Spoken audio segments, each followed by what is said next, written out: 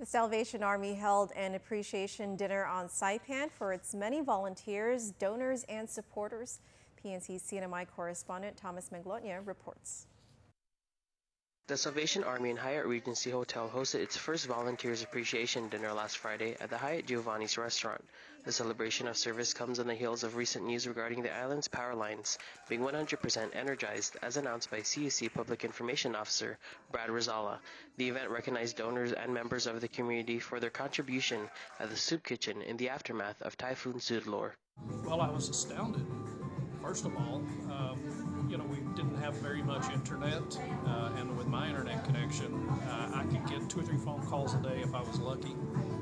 Had almost no email service for a long time, and so we had very little way to get word out. We were able to log on to Facebook at the Emergency Operations Center.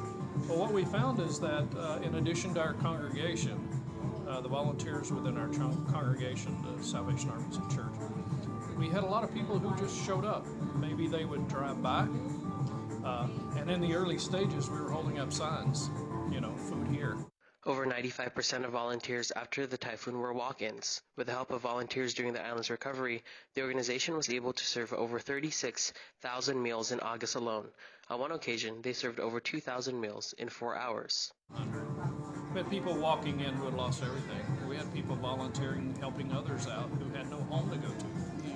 He added that during the mass feedings, more than 100 volunteers were serving an average of 800 to 1,000 meals an hour. Volunteer coordinator Shelly expressed similar sentiments. That we had so many people that chose to volunteer. It was not a comfortable situation. It wasn't ideal. It was hot. We had no air conditioning, and it was very busy, and people still came back. Volunteers came from all walks of life and a number of local organizations and schools.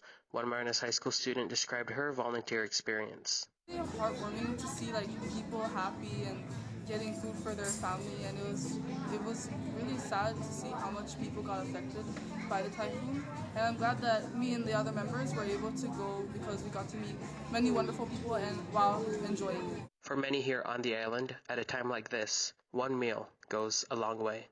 Thomas Manglotnya for PNC News, Saipan.